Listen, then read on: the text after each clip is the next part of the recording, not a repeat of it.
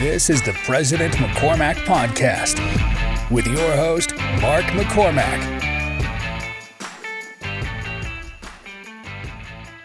So my friend, we met in Spain.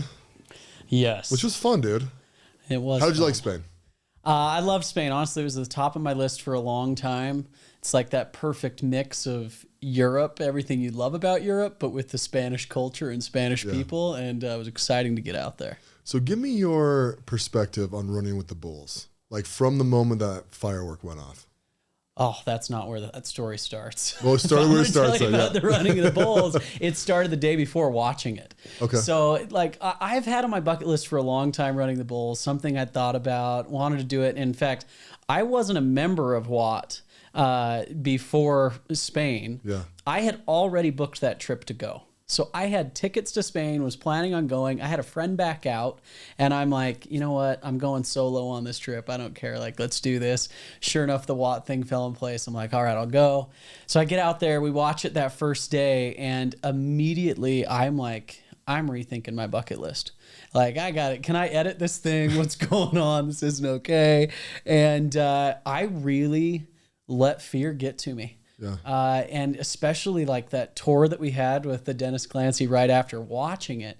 And he just went through, here's all the things to do if you don't want to die. Like, here's all the things that could go wrong. And I really got in my head about it.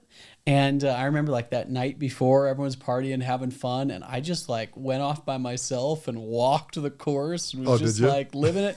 And I so got in my head. And that next morning, like it was, I really probably felt more just like tangible fear than I've ever felt in my life. Yeah. And I think it hit that trigger for me of it wasn't under control, right? Just realizing like those bulls aren't trained. Anything can happen. Like there could be, sure, the odds are with me, but there's nothing I can do to make the odds be better in my favor, really. Yeah. And I realized like I ran scared. And so all of a sudden that, gun goes off, I'm halfway through the course and, there's that moment of just like, wait. Oh shit, there's a bull. And I turned, someone went down right in front of me as I did. And I maybe took a step and a half of running with the bulls until I was at the bottom of a dog pile of 10 people. Oh, really? Yeah. And so I'm at the bottom of a dog pile. Was it our guys or was it other people? A mix. But in fact, so then I go back, I'm watching the recording of it, right? And like trying to find where I'm at. And I just can't find myself. And then I'm like, oh, that's my shoe. And I think you've seen this picture, but basically I'm in the fetal position as coached, leaning the other way away from the bulls, hiding my face. Nick Howland was shielding his face on top of mine. Right.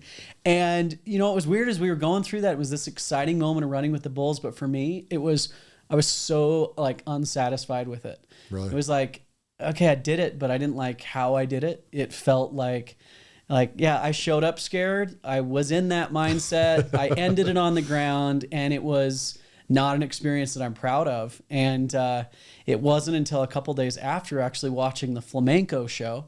Like, so my running of the bulls story is like, I had my breakthrough watching flamenco dancers. Yeah. And I watched every bit of energy, passion, heart that they put into that show. And while they did it, I just had this realization like, dude, if you can do that and survive, like, what in life are you that afraid of? What's that scary? Like, you can't make a fatal mistake. Like, and the word that just hit me was just run. Like, just run, just go all out. There's no fear. And to be real, that really flipped a switch in me like that. The running the bulls was a life-changing experience, but not for the reason I thought it might be. Yeah. And it was just this mentality of, don't hold back, be confident in yourself. Don't let that inner talk and, self-doubt win, and just go all out. Just run. Yeah. So that was it. The running of the bulls for me was wild. Yeah. In what I observed. Because it's such a buildup, right? Because, we walk it the day before, we watch it the day before, and then I was part of the partying group, so we partied all night. Yes. And then we get up at like, what time did we leave the freaking hotel? Like 6 a.m., 5:30? Oh, yeah. Way early. We were on the course by like 6:30, and they didn't let the bulls off till 8. Yeah, so we must have left at like 5:30. I remember it being early. Yeah. So, we bus over there, and then the place stinks like high heaven, right? Because people were peeing all night and drinking all night. And which was actually really off-putting to me. I was like, what the hell? You know what I mean? And I remember thinking, I'm like, well, we could go down on the floor. And I'm like, freak, I'm more scared of like drowning in piss, basically, than these bulls hitting me. Oh, yeah, I felt it. So that was me. Yeah. I survived the piss on the ground. Exactly, yeah. Well, they did clean it, just to be fair, so everyone knows. But then we sit down there and like this basically massive mob of people for hours. Because what time did they shoot the firework? At 8 o'clock. Yeah. Yeah. So we're there for an hour and a half, and it's funny because they kind of position you and we kind of get where we're going to go. And then as soon as that firework goes off, half the people leave, right? And there's no bulls yet. It took 45 seconds probably before the bulls show up to where we were. Yeah. And I remember looking, I'm like, okay, here's the bulls. People are starting to move. And I'm like, okay, here we go. And then I turned around and started sprinting, right? Yeah. And it was like the most chaotic nightmare. Dudes are running across me, in front of me, up my back, down in front of me, down in front of me, down in front of me. And I'm like, I remember jumping over people. And I was lucky in the fact that I'm dumb. And a couple of bulls went past me and I was like, oh, follow these ones. And I actually ran right in front of 5 or 6 other bulls. So I was like right in the middle. So glory wise, I look pretty good because I'm in the pictures, right? And I'm standing up in the pictures. But I ended up going down too because like I had a bull licked me and kind of bumped me out of the way. And I was like, oh, that's wild. So I got over to the side, but as soon as I kind of like crossed over to the side, dude, you're just falling down in front of you, exactly what you said. I jumped over one, tried to jump over the next ones, and I was like, oh, I'm not going to make it. So I just kind of like tucked, and I just slammed into this group of people, right? Like the Hulk just slamming into them. You know, I don't think they even knew. I kind of spun out of it. By that time, all the bulls had run by, so then I just kind of sprinted up to the top and got into the arena. But I just remember thinking, I'm like, what are you guys thinking? Like everyone, it should be like a river. Everyone's just running down the lane, right? Because then, I mean, bulls are, what, 30 miles an hour? Do you remember that? I can't remember what they told us. They're faster than humans. They were running it faster than a 4-minute mile. Yeah. And that's with all those people and on the cobblestone with the turn. So that's fast. It's not like they're going to go blazing past you. They just kind of, they will pass you. So if everyone's flowing down the thing like a river, we're good, but they're not. Yep. It's like a pinball machine. There's people everywhere. I remember looking at people and they would like be looking back at the bulls to see where they're at. And I'm like, that feels like a violation. That feels like a violation. You know what I mean? Like you should be pointing the other direction. And there was a guy 35 feet behind us that got absolutely destroyed. Oh, yeah. And watching that on film, and my wife was there. I don't know if you knew that. Oh, yeah, you knew that, right? So she was up there, her and a couple of the other wives, they're just like, what the hell? Because it was like right by us. This dude gets thrown in the air. And that line he was on, I was on that exact line about 30 feet ahead of him on the course. Yeah. And actually, if you going back and watching the video made what we did look even scarier because you realize that guy was just in the wrong place at the wrong time. And that one bull that was the lead bull there for a bit, he started picking people off. And it was that guy in the purple that went down so hard that ended up taking that bull down. And then they tripped over each other, which then changed who the lead bull was. And those other bulls got in line. So like that was a bad lead bull because he was just picking people off. And luckily he jumped in line of the pack by the time he got to us. Yeah, he wanted a piece. Yeah. I'm glad he didn't get a piece of us. Well, dude, it's such, I don't know, man. It's one of those things. You made it all the way up to the arena, right? Yeah. In fact, I remember the look of fear in your eyes. Oh, were you around me? When we were getting you back on the side of the crowd and you were in there going, I'm done. We've already accomplished this. Why are we still messing around? No, emotionally, right? Oh, I went through all the emotions. I survived. I got licked and bumped by a bull. I got everything I wanted out of it. And then all of a sudden we're standing in this arena like, okay, well, how do we get out of this place? And then they just let a little teenage bull out. Yeah. I watched the video of it the other night and I was like, dude, I just never even anticipated it. I kind of felt like a gleeful idiot, right? Because you go kind of run into the stadium like, this is awesome. You know, everyone's like taking pictures and stuff. And then lock you in. Well, but I'm also like, why are there people up in the crowd? Like, there's nothing to look. Like, you have nothing to watch. Why are you in here? All of a sudden, the doors close and this bull comes flying out. I'm like, I'm not going to get hit by this thing. Yeah. Dude, and it was taking people out too. Oh, yeah. But what does that thing weigh? Maybe 300 pounds, 200 or 300 pounds? Because a big bull is about 1,600. Yeah, I can't. But these little baby bulls, you know, they're big enough to wreck you. But, yeah. Yeah. How did you get out of there? I jumped over the wall. Well, you were lifting everyone, and then everyone that you lifted up, remember you did the full trust fall with like 10 of us? So I was one of those people. Oh, good. But a good thing I had about 9 others to help me.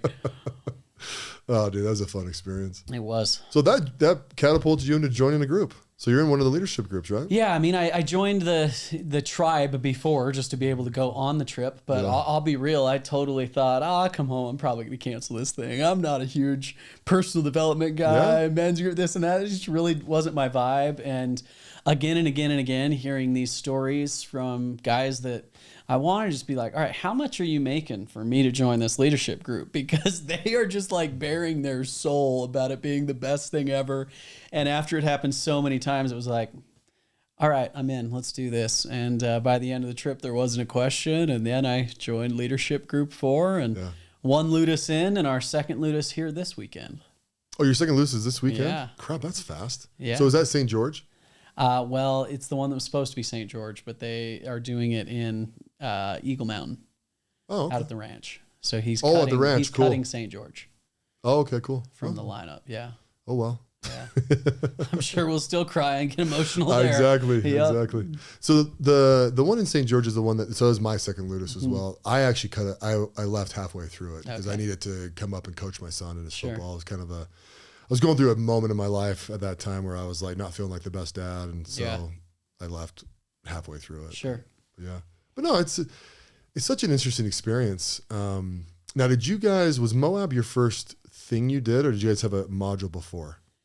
Well, it was about 3 months into our time in the leadership group. So same as us, We'd so had you guys the started module before, but that was our first time all getting together. So group 1 was just completed. Their first time doing anything was Moab. Yep. So did you guys, I think it's better to actually have 3 months before you go there. But I would have found a happy medium because there's no doubt the minute you met everyone, the whole vibe changed, right? Yeah. Now these guys were real. It wasn't just someone on a screen. You felt like you needed to be on the calls or needed to check in. But I could see just showing up in Moab without any sort of warning or, hey, here's what's going to happen. That would be tough. Yeah. But, I think what's happening with Watt now is people have a lot better idea of what they're getting into, especially like I don't see people joining the leadership group now that don't watch the documentary, for example, right? So, if that's the case, start it. Everyone down there, get to know each other on day 1 and go. That would be my thought. It's such a go all in moment in life, right? If you're going to join a group like this, it doesn't matter which one you do, 100% all in. Yep. It's just the stuff, you'll just regret it if you don't, right? Yeah. You'll get a year in, you'll be like, I could have done more. And it's like, these guys have really good friendships and I'm not quite with them. It's like, well, then dive in. Yeah. Just be all in all the time. I mean, like we talk about that stuff all the time, plus vulnerability and, integrity and all other stuff. Well, it's funny you say that because that was the story for me of Moab, where all of a sudden now we're going to jump off the cliff, right? Yeah. And I just come off this, unsatisfactory running of the bulls. Did it, but did I do it? And I had that realization, like, I've skydived, but I didn't jump out of an airplane. My legs went jello and I was pushed out of an airplane, right? I was dragging my feet around, and I'd done these, big scary things that I checked off, but realizing like, I did them from a fearful state. So for me, it was very like symbolic of, I wasn't like, of course I was going to do the jump. I'm not going down there and not going to do it. Same thing with running the bulls. I'm here with 70 other dudes. I'm going to run. Yeah. But it was like, I want to run off that cliff and go for it. And it was so cool because when my mindset changed with that, like I felt the night before me kind of sneak into that, I don't know, people are kind of questioning. And I was like, no, I didn't entertain that. And I showed up on the cliff that morning, such a good headspace, so strong. I'm all of a sudden helping other people and giving them support. And the feeling of jumping off that cliff in that way and in that state, it was like, wow, I have that much power to control my experience just because of how I frame it and how I go into it in that state. So it was cool to like feel the contrast of those two scary things. Yeah. No, that makes a lot of sense. Yeah. So let's talk about you personally. Yeah. So what would you say your profession is? I know you speak professionally, but you do other stuff. What's your main gig? Yeah. So, it's funny. When I was 12 years old, if you asked me, what do you want to be when you grow up? I'd say a motivational speaker. Oh, really? Oh, yeah. I don't know what 12-year-old says that. I don't even know if I knew what that meant at that time, but I'm like, I'm going to do that. I've always felt my most comfortable and most confident on stage. Give me a microphone. The bigger the crowd, the better.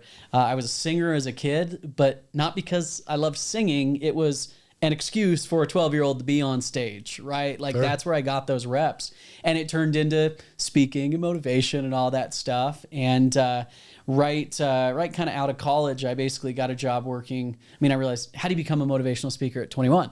I have no gray hair. I have no experience. I don't have some really fascinating story I can go tell. And so I basically went and started working for a seminar company, a training company. They put on events and things like that. They have their own content that they teach, and kind of snuck my way and worked my way up the ranks to speak for them. Was the youngest speaker in the company by about 15 years at the time. They made me wear fake glasses, so I looked, 22 instead of 21. and so basically I had 5 years of just a road warrior. I spoke in 47 states, 8 different countries, and just got the reps. Yeah. Like Malcolm Gladwell's Outliers, that when he talks about the 10,000 hours, I added it all up, and by 26 years old, I had 10,000 hours of public speaking to a crowd, like on a stage, and realizing, that really prepared me to get those reps. But along that whole way, I didn't really know, well, what's my message? Eventually, you're going to get sick of talking about someone else's stuff and their product or whatever it might be. And so I got off the road about 6 years ago now, kind of put an entrepreneurial hat on and tried to figure out that question, like, what is my thing? And some wins, some losses, kind of found my way. But over the last couple years, it's centralized now, where I've started a few different businesses that are in the education space, really focused on helping people build content for their personal brand. How do they tell their story, share a product, message, service with the world? We've built a production company that actually does fulfillment backing it. And now I've made this step back into the speaking world for about the last year. And this time I'm speaking now on my stuff and my content, and have just unleashed that side. So what do I do? At my core, I'm a speaker, but own a few different businesses that give me a reason to get on stage, and the actual tools to help people beyond just, I'm not up there just giving a rah-rah speech. It's educational then with some how-to. So what's the best advice for someone who's going to get into the speaking world? Yeah. Because people are starting to do it a little bit more, at least trying to. And I feel like a lot of people have no idea what they're doing. Yeah. Does that make sense? Oh, for sure. Yeah. I mean, there's a couple different things. First off, just acknowledging the fear aspect of it, right? Because public speaking is the number one fear in America, or number two, depending on what you look up, right? Yeah. And I think the reason for that is we just don't get opportunities to do it very often. So I talk to people that they want to speak, and then they've got a speaking engagement coming up in 3 weeks or 3 months, right? So they prep their plan, they're stressing about it, all this anticipation. They do the speaking engagement, overcome the fear. They're like, oh, that wasn't that bad. I've got this. And then they don't do it again for another 6 months. And they just start that whole process over. And it's really, really hard to feel like you're progressing as a speaker in that skill, because you just don't get the opportunity to get the reps as much as possible. So first piece of advice I would give to anyone is just take any opportunity you can to speak, right? Even if, and especially if they are free, right? Because you want to try and string those wins together closer to figure out what that is. So that's like the nerves delivery side of things. The second piece would then be to get really clear about what it is that you can share, right? And so thinking through, okay, well, who can you help, right? What is that audience? Kind of that thought of the person you're most qualified to help is the person you once were, or, that value that you can provide. And then how do you get to where the focus isn't you? If you get up on stage and it's, let me tell you how awesome I am, people lose interest really fast, whether that's on social media or on a stage. So how do you tell your story in a way that's about your follower, your customer, your audience, whoever you're speaking to? And when that practice and that kind of clarity come into play, you're off to a good start. Yeah. That makes sense. Yeah. So do you find yourself writing a bunch of different speeches and then kind of picking one for the crowd? Yeah, good question. My brain is always kind of thinking as far as like stories and what you could tell. I mean, my process, if I know I have to give a presentation, is first off getting really clear about who the audience is, right? What are they looking for? What are their goals? And then two, from that, like, okay, what is the main meat that I want to share? What are those 3 main points or whatever it may be that I really want to hit? And then once those things are in place, then I'll kind of step away from it and allow myself to get creative, right? So now, what's going to be my hook? What's the story that I'm going to tell? How am I going to get their attention and bring them in? And how am I going to circle back to that at the end so it all kind of comes together? And so for me, it's about, I have all of these individual pieces of content I could talk about or teach. And then I have all these stories, right? So putting together a speech is, how do you marry those two? Right. Yeah. That's cool. So what do you like to speak about the most? Like when you're asked to speak, like what's the main thing that you like that really comes out of you? Yeah, it's a good question. I found, especially young, getting into the speaking world, I didn't have this catalog of stories, right? And a lot of people come and tell me that as they're trying to speak, like, okay, I know that stories are what people relate to and remember, but I don't know what stories to tell. So first off, you do have stories, like keep a log and just, have that in a place where you remember those. But the other piece is like, you don't have to tell, like you can tell stories that aren't necessarily yours. So for me, I'm a history buff. So where I got into kind of giving speeches and stories early on is I would tell historical stories, give context, tie them in and apply whatever I was teaching, as to some impact that was going to have on the listener or the audience. And that's when I'm in my groove. Like I love taking like a current issue or a current topic, finding some story and tying that in and doing that. And I think people can do that if you don't feel like you have a story, well, you're into sports. Okay. You've got 50 different athletes that you could go tell their stories or what they did or a coach that said this, right? And so, eventually you get to the point where hopefully more and more of those stories are yours. Yeah. But for me, I love talking history. Yeah. Yeah. Well, that's a good idea, right? You can kind of tell other stories that fit whatever your topic is. Yeah. I mean, if you're a business guy, like we'll go learn stories of entrepreneurs and how they started, what they did, go binge listen Guy Raz, how I built this, right? And like every one of those is a story that you could work in. And it's not like you're making it your own really, but you're using that to teach points and principles. And that's what sticks with people. So do you always try and be humorous in your speeches, or is that a good point? It's a tough question because of course you want to be funny. Like you've got to make people laugh. The reason that humor is so important is you just want to make your audience feel comfortable, right? You want them to feel comfortable and relate to you. And humor is the fast track to do that. I think it's really, really hard to like plan jokes or like, I'm going to get up and I'm going to tell this joke, right? So there's a little bit of that you want to tie in, but if you're sitting there like, I got to tie jokes into this, that's tough. To me, the best way to get humor is you've got to be present in the moment of those things that happen or working off when you get up and saying something back to the person that just introduced you or whatever it might be, those little moments that can just get that chuckle. And I think that's always going to be preferred to some canned joke. Right. Well, that makes sense. It's almost like being witty, right? For sure. And I remember I was listening to a Mormon missionary, right, give his like farewell speech. Yeah, you do that a lot. Yeah, growing up. You go find those homecoming talks and study them. But it was funny because he was kind of like not speaking very well. It's kind of almost not stuttering, but like he was kind of like his mind was kind of jumbled up. And he goes, "Hey man, I'm sorry, it's really hard to read my mom's handwriting."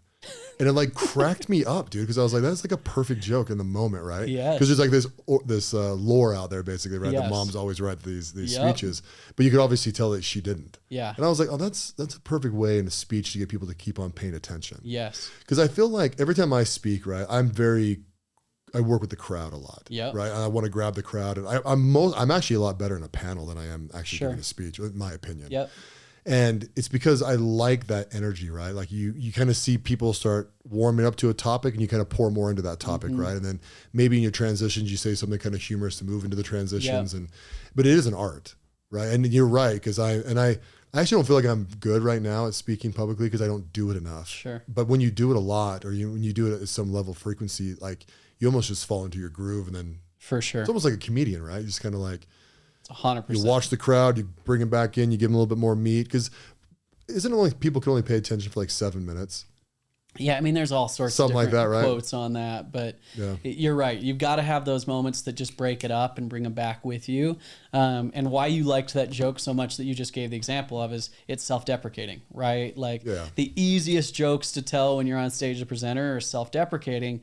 And one of the reasons that's so important is whenever you're on a stage in front of someone, like just naturally, you're higher than them.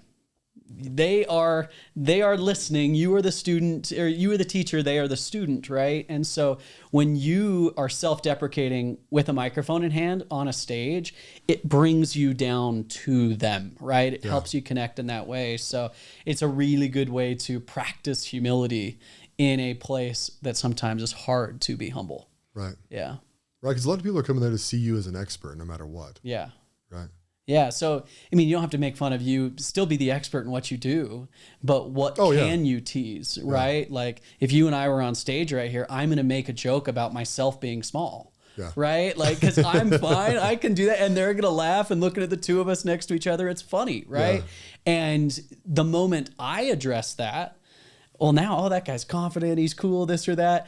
I mean, it's like, oh, yeah, that's what you're thinking if the two of us are standing next to each other on a stage. Right. So let me be the one to point that out. Yeah, I've always found good humor, too, is always very situational and awareness, right? Like, it is that kind of stuff, right? Yeah. Where it's like, oh, yeah, this tall guy. It's like saying what people are thinking. Yep. Is a really good way to, like, deliver that message. Totally. I mean, I'm speaking with an event series right now where I'm giving like a short presentation in a day that they're there all day long, and they're there to see celebrities, right? So there's 3, 4, 5 headliners throughout the day. I am not one of those headliners, right? And I recognize that getting up on stage. Like, I'm toward the end of the day, and they hold their biggest celebrities for the end of the day, right? And I've got, a 15 to 20 minute time slot where I know that the moment I get on that stage, they're like, oh, shit, another person before Magic Johnson or whoever it might be. And so what do I do the moment I get on stage? I go, all right, hey, listen, I know the last thing you want to do right now is to hear from me. Those seats are hard. You've been here all morning long, and you got to listen to some blonde kid before Magic Johnson who you really came to see. I get it, right? Yeah. So here's what I'm going to do. And immediately, like, those walls come down because if you know that's what they're thinking, say it, right? Address that, hit it right on the nose. And I mean, what I always do in those situations is I will, you want to set expectations with an audience. Always want to leave them wanting more. And so right from that, I will say, hey, they typically give me a half hour for this presentation. With your permission, I'm going to do it in 15. Yeah. I'm going to speak faster than I ever have. I'm going to skip some stuff. I need you to stick with me. Like, if I do that, can you promise that you'll stay with me and we'll just roll through this together?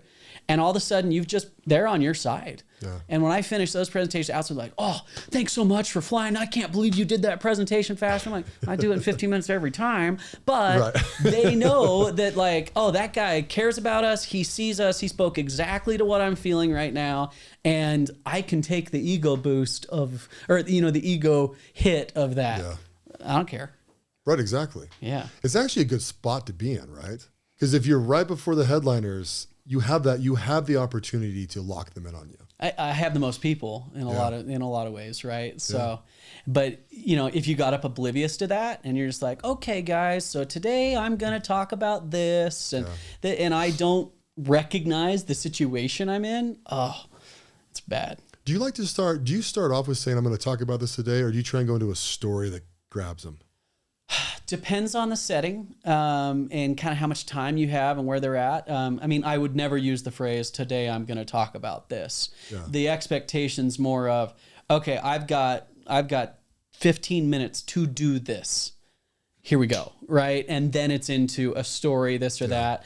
If you can, for the first few minutes, keep them wondering, where's this guy going with this, right? Like, what's he talking about right now? Like, that curiosity keeps them with you. Now, that's a fine line. If they're for 10 minutes going, I have no clue where this guy's going with this, I'm checking out now, right? But if you can set that up to where they're on the edge of their seats for a minute going, okay, what's this guy really here to talk about?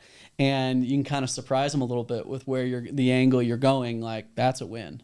Yeah. Yeah. We had a guy on one of our calls, right? He was a comedian. Mm-hmm. And it was the biggest miss we've ever had, right? I'll just tell the audience. And it was so bad for so long that it got really funny, right? So this guy, Jimmy announces him. So on a Zoom call? On a Zoom. In the middle of the day, a comedian. Yeah. Oh, yeah. Yeah. Okay. Yeah. We were supposed That's tough. Yeah. There's a reason Especially with us, too. want a small, dark room. Yeah. Oh, yeah. Well, and if you really think about it, right, a comedian on a Zoom call with 50 dudes, it wasn't really set up to succeed, right? So he gets on and he starts speaking in a Spanish accent, talking about how he came over from Cuba on a raft, right? Okay.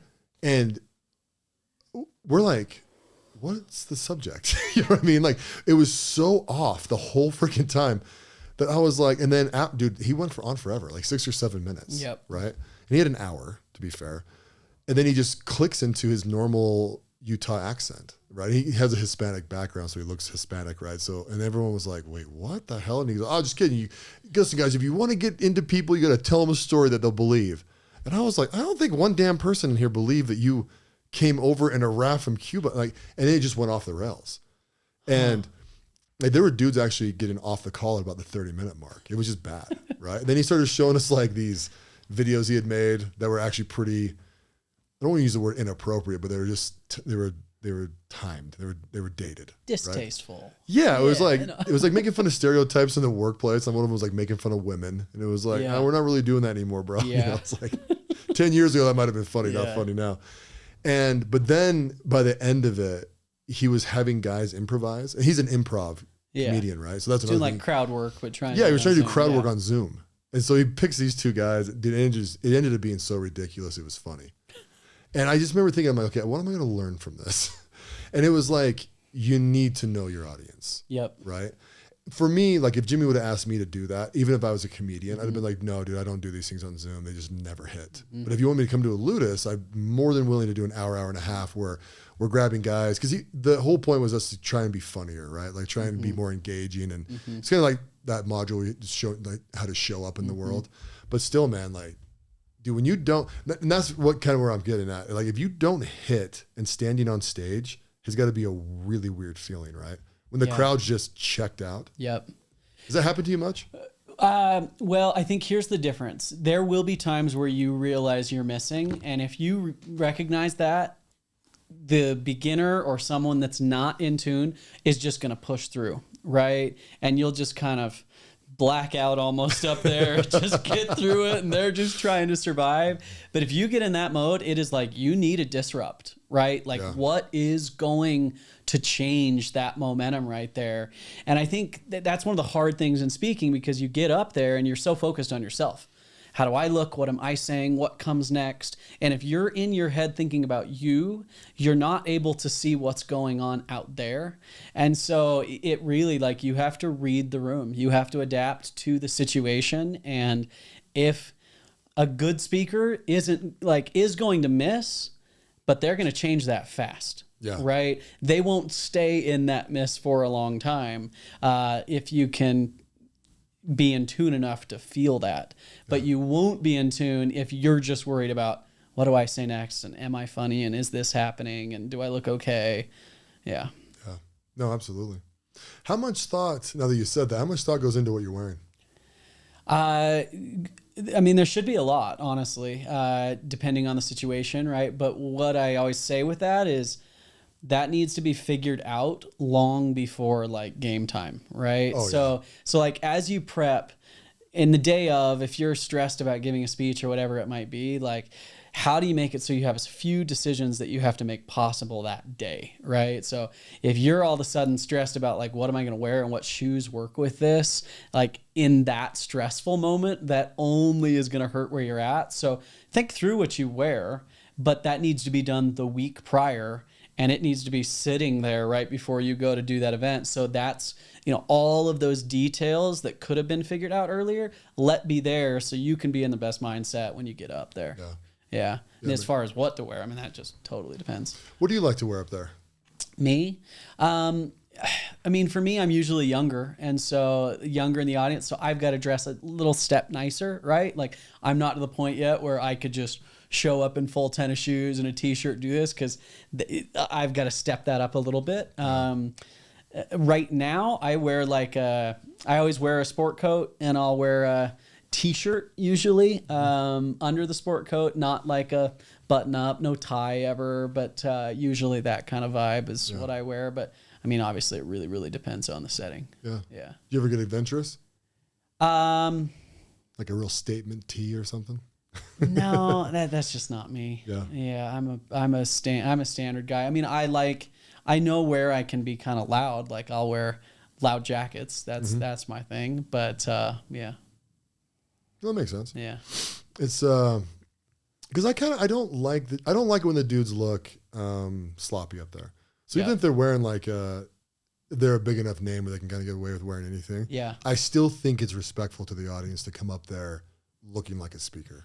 Is that fair? Yeah, I mean, it's interesting, right? Because, I mean, we'll use Jimmy's B1 conference last little bit. It's interesting to see what everyone wears, right? And even if it's the t-shirt, like the Chris Williamson, right? Like he wore the t-shirt shoe vibe, but it was very crisp. It was very clean. It was very put together. Like that was on point for his brand, right? But yeah, if it's like, it doesn't look sharp or clean, whatever that is, then that I don't like. Do you think a wristwatch is important for a man? I'm a huge watch guy, and honestly, it's because of that. Like I never wear an Apple Watch. To me, a watch is a piece of jewelry for a man, and it's the only one you really can wear. Yeah. Yeah. I'm on that boat. Yes, always. I mean, I never. I never go out really without a watch on my hand. See, I have a really nice Apple Watch, and I never wear it. Yeah. Just because it's like, I don't know, it's not classy enough. Yeah. But I also don't. I own like maybe 2 or 3 of their watches, and I don't think they're classy enough either, so I never wear them. Yeah. But I have a really expensive taste when it comes to watches, and sure. I'm just not at the point where I'm like, I'm not gonna go drop $100,000 on this thing. Yeah. So maybe if I start speaking, I will. Yeah, I mean, if you're on stage, especially if it's lit, right? Like that's gonna be something. I mean, like I have a watch that I wear on bigger stages that I just know this thing's gonna sparkle a little bit. Like it's gonna have that people will notice, and it's the only thing that's kind of flashy that you have. But I think for a man, if you're wearing a sport coat on a stage, you should have a watch on your hand. Yeah, that makes sense. That you can't answer a call from. So exactly. Hello. Yeah. Dude, that was my biggest problem with Apple Watches when they first came out. Like people keep on looking at them, and I'm like, "You busy?" Yeah. Like, oh no, I got a text. Yeah. It's like, turn that thing off. Yeah. You're driving me crazy. Yeah. Now with that too, I mean, real practical side of a speaker, there's one thing you need to know, and it's your time, right? Like where are you at? So that is a very practical use too while you're on stage. Don't they normally have a clock in the back for you? I mean, often, right? Yeah. But if you're just going to give a presentation at some slideshow at some investor meeting or something like that, you don't have some monitor up or something like that. Fair. So that's where you're going to look, and you're not going to pull out your phone. You shouldn't. Right. Yeah. Do you even have your phone on you when you go on stage? Nope. Yeah, it's normally off. I right? I don't even keep it. I don't like to have it in my pocket. So Yeah, I'm kind of I'm kind of weird when I'm on stage. I don't want anything in my pockets. You saw me do that before I started the Oh, did episode. you? Yeah. Yeah, like I didn't want some bulky I'm the same way. I don't want a wallet or keys or anything in my pocket. Most of the time I don't want it in there. Even when I go to work, I just kind of have it in a little thing and a little drawer I close just because it makes you look bulky. For right? sure. Especially when you're my size, right? The last thing you want is looking more bulky. There you go. So. See, and there's your self-deprecatory joke. Yeah, exactly. Last thing I need is look more bulky. Yeah. I always joke with these guys. I'm like, hey, put the camera on that takes 15 pounds off me. They're like, what? I'm like, Like Tommy Boy, that seated Tommy Boy. They're like, oh, they say the camera adds a couple 100 pounds. Yeah. Exactly. So tell me about your other businesses. Yeah. So partnered with Landon, by the way, a couple years ago. And it's kind of funny how that partnership started. So he's a pretty well-renowned content creator. He got his start with a company called Full-Time Filmmaker, which is kind of the gold standard for teaching people how to make good video and photo content. It was a virtual course before virtual courses were really a big deal. Started in like 2016. And, it was honestly just kind of this jock kid, Parker Walbeck, that did a lot of videos for Devin Supertramp back in the day. And he was like, teach people how to make videos. So we kind of started this online course, and this thing has just taken off. It's got a mind of its own, over 2 million subscribers on YouTube. There's about 80,000 paying students and a very active community of filmmakers all over the world. And so... when you say filmmaker, you mean like personal stuff. They're not making full length movies, right? Or is it all Yeah, of it? I mean, there might be some that go that direction, but these are more like the goal of the course is to get someone to where they could make video content and get paid for it, right? Like professional stuff. But yeah, not necessarily Hollywood, right? Right. And so anyway, that's where he had gotten his start. He was one of the 3 trainers and instructors in all the videos. There's like over 500 videos in the online library, you know, training course there. And so I kind of got talking to him, and really we just talked about this need of, there's all these people out there that are trying to make content. At the time, I started a podcast in 2020, really because live events stopped. I wasn't in front of people, and I'm like, I got to keep my speaking, you know, skills intact. So did that, and then really quickly realized, oh, I don't even know how to turn a camera on. Like, I don't know how to do the sound, don't know how to do any of this. I had a conversation with him about that, and he was just stepping away from full-time filmmaker. And so we basically started he was about to start a production company. I said, I'll go in on this with you. So we started a production company and built out a studio that's our home base. We also have people to come in and film content in our studio. Yeah, I know you've been there. We've got a big cyc wall or infinity wall, which for a videographer is like their dream. It's the white wall with no edges. But anyway, we kind of, neither of us really had this goal that we wanted to like create some big production agency, but we knew it was a part of the play, and we knew that we needed a home base. So we started that business, and then along the way, you know, it's crazy how when you do things like that, how it gives you credibility to then have other opportunities come. Yeah. And so we set this up. All of a sudden, we're cooking. We've got our, you know, production company. We don't want to scale it huge, but it's a good little boutique shop. And Parker, the original founder of Full Time Filmmaker, he comes to us and says, hey, I want out. He wanted to retire at the ripe old age of 34. You know, he was just worn out. And so we said, oh, we'd be more than happy to help you there. And so last year, we basically acquired Full Time Filmmaker from Parker, and kind of went through the transition of that pass off. And so all of a sudden, then we were in this position to where, okay, we have this production company that actually makes content. We now have this educational company that, you know, helps people build the content and is in that world. And Landon and I looked at each other and we're like, we belong in the educational world. Like, we're in the training space, is where we're both at home.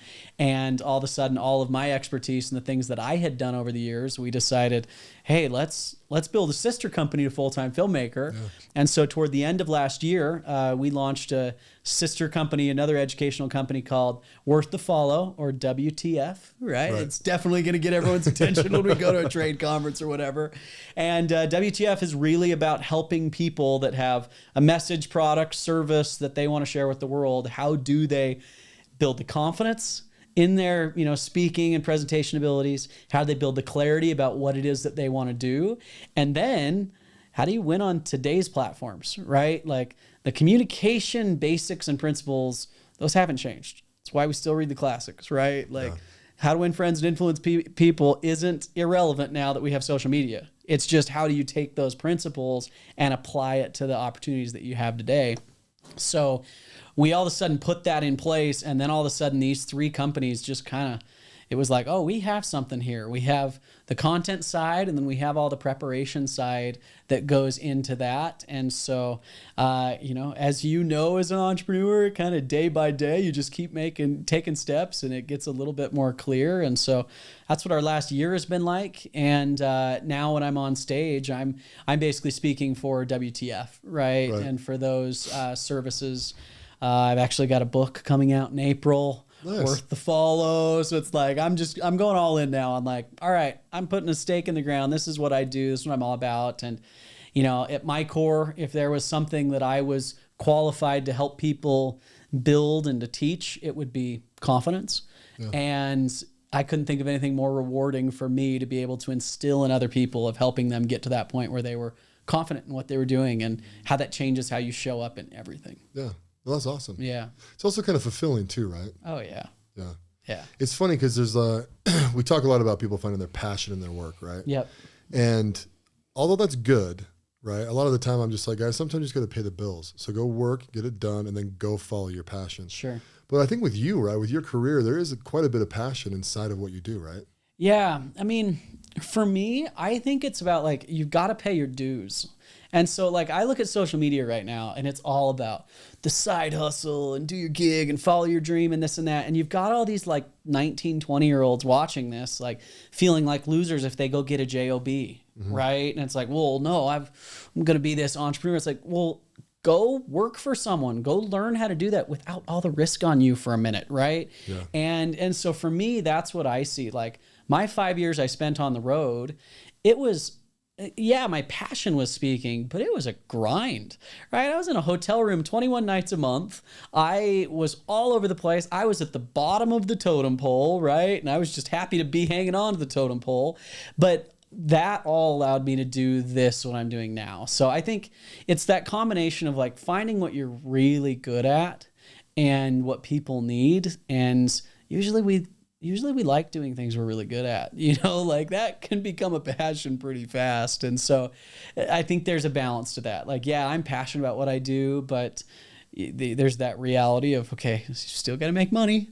Got to remind myself that every once in a while, especially in entrepreneur phase, you're like, oh, later, just build. Yeah, it's a balance. Yeah, that's awesome. So what's going to be in the future for you guys? Short term and far. For us, I think short term is really us just building out more fulfillment on the back end of, okay, we understand that we're helping customers that are, in that mode of they want to share a product, message, or service with the world. There's all sorts of resources they need. So how do we help provide those resources to them on the back end? And frankly, like I'm trying to get the point where I don't have to be that involved in the back end, because what I love is being out front. And so if I can, top a funnel, have as many speaking opportunities and be in front of people and, share that message as much as I can, and then just kind of watch all of it work. Like that's our focus right now. That's our 6, 12, 18-month goal. As far as future, like I want to, for me, my dream has always been, I want to pay the bills from speaking. Right. And, I had this realization in the last year that I always used to think that, oh, well, there's speaking as like a salesperson or pitching something and doing this. And then there's motivational speaking. And at one point I'll take that cap off and move to the other. And then I realized, wait, every time Tony Robbins is on stage, he's selling something every time. Right.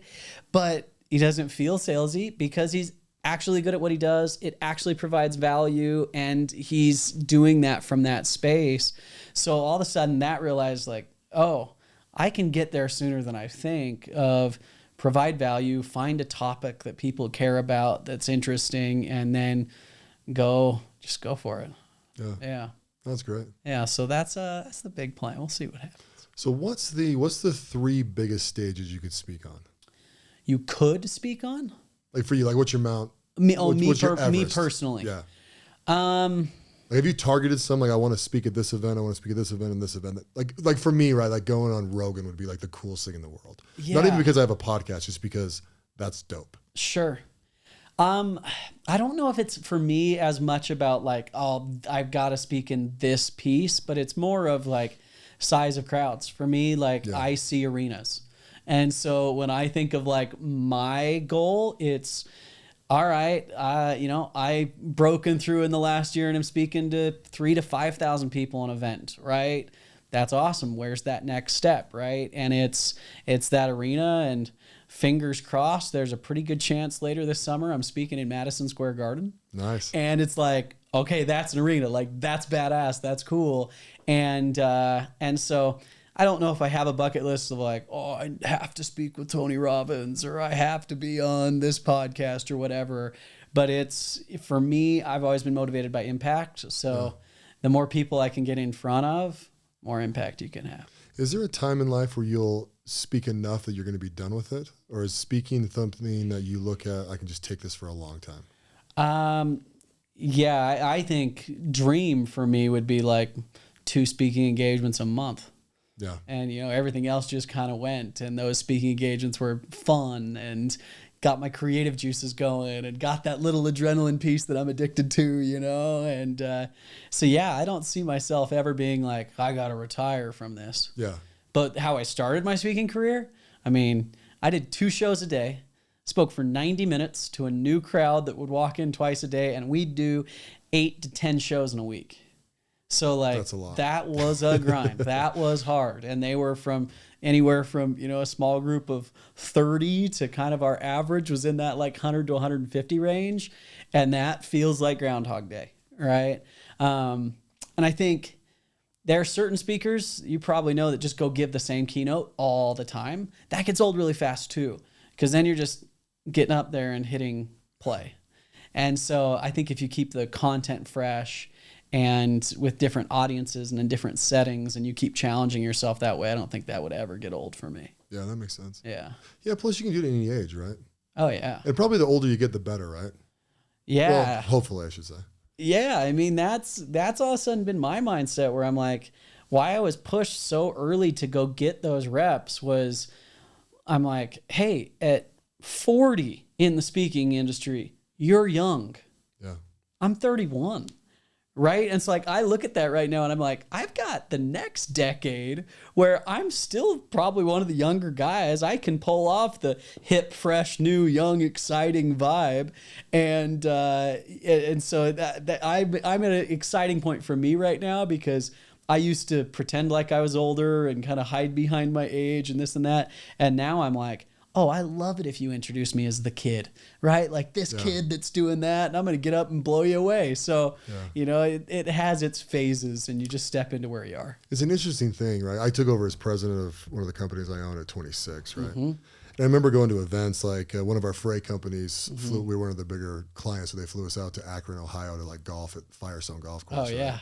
And it Tigers was like, place. actually, it wasn't even Firestone. It was the Firestone Tour goes through there, so whatever the name of that course is, right? But I remember being like, shit, I am young. Like way young. Most guys were in like late 50s, early 60s that were there. And I was like, okay, this is interesting. And it's now that I'm 42, I'm kind of starting to be in that position where I'm not young anymore. I'm kind of like average. Yeah. And then, you know. I'm glad you're seeing yourself, and I don't have to tell you. Yeah.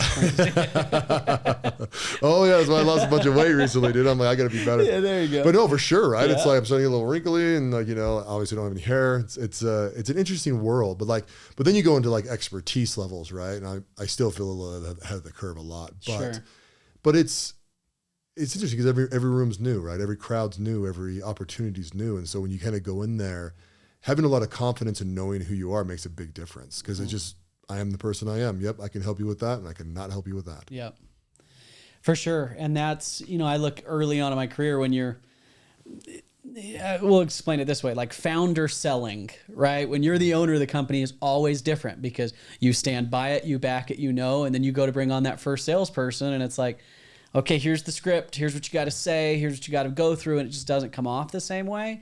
And so I think as a speaker, you can spend a lot of time in that, like, I'm just saying the things, but the moment you feel like, oh no, this is my content, like this is what I believe, here's what I found, here's my experience, it shifts your confidence, just like you said. And that doesn't happen overnight. You got to put in your dues to get there, but you feel that shift when you know. And it's like, I'm not an expert in a ton of things, but I'm an expert in a few things that I'll look you in the eye and go, oh no, I'll tell you this. And when you feel confident that you know, you don't even have to tell people you're an expert in that.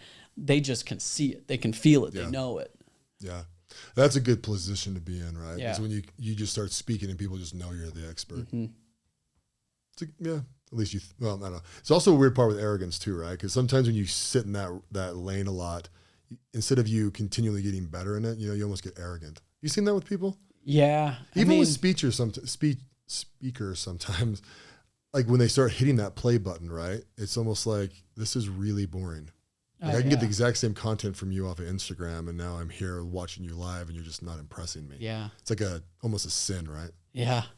Well, and it's true, like especially in the speaking industry, I think there's an issue in the speaking industry right now of like what they need is new topics, right? So specifically in like the personal development or growth, or like if you go to these big time conferences where of course they're going to have offers and things for you like that. Yeah. It's real estate, it's the stock market, it's tax investing, it's funnels and marketing, right? And it's just all kind of the same stuff. And I'm telling you, a lot of those guys have been given that same real estate presentation since 2004, right? And so for me, that was one of the things of like, I want to check back into this space, but with a new topic, with new content that people, you know, so when I get up and talk about a personal brand and how to stand on a stage and how to do this, it's not like, oh, here we go again. It's like, oh yeah, we need this right now. There's no question. And they're not even mad when you give an offer from stage because it either fits for you or don't. You need it. Do you want to do it or not? Yeah. Yeah, 100%. Yeah. Well, my friend, thanks for coming on. I need to know your best advice to end this thing out. Best advice. Who am I talking to? Anyone you want. Yeah. For me, I lived a lot of my life externally motivated. And I think it's probably that entertainer in me. Here we've talked about reading an audience and the room and making sure that you're adapting to your crowd. And I realized like that was just so conditioned in me from the time I was a kid. And when I kind of had a awakening myself and started going through some real personal growth, it came from realizing like, I don't go within. Like I don't allow myself to really ask, what do I care about? What do I like? What do I feel most comfortable with? I have one tattoo and it's a spiral and it's an ancient symbol they see like in all these societies and civilizations forever, but it basically represents how the inner creates the outer, that you've got to go within and take those journeys deeper and deeper within yourself so that you can return and come out in that strong space. So the advice I would give is, especially if you are in some sort of occupation or world that's very much results driven or outcome focused, or how do I adapt and make it all about them, you have to step back from that and realize, who am I? What do I value? What do I care about? What are my standards? What's the foundation I'm built on? And from that place, then go outward. But if you try to do it the other way around, you will be pretty empty. Right. Yeah. So that's my advice. Go within. Don't be afraid of it. Oh, thank you, man. Yeah. Well, my friend, I'm excited for you to come on. I'm excited to see what we can do together in the future. This was fun. It's going to be a good time. And now next, we're about to go river raft with hippos. Yes, we are. So are we more afraid of the hippos or the bulls? 100%. I'm way more scared of the hippos and crocodiles that are in there, whatever other bullshit. I'm just going to pretend it's not happening. Like every time I go to the dentist, I pretend I'm not really there. Yeah. Well, I hope we don't have any fights where we're pushing each other over. I have no desire to be in that water. Oh, trust me, dude. We will go in the water 100%, but you're going to see me swim like you wouldn't believe and jump back in that. We got to position this so we're in the same raft. I got to have my boys in this raft. I don't want anyone scared in this raft. Okay. Yeah, no, we're good because we're different mindset now. Yeah. A year ago, you've been like, get in the other raft. Right. But now, I'm ready for it. Let's do this. Yeah, we're all started this journey. We're going to end this journey. Yeah, absolutely. One way or another. Well, thanks again, my friend. You're a man. Appreciate you. Thanks for having me on. Thanks for listening to the President McCormack Podcast, brought to you by McCormack Foundation, Saxton Fund, ADP Lemco, and Professional Floor Systems. Make sure you subscribe to the podcast and keep up with Mark on Instagram @President McCormack.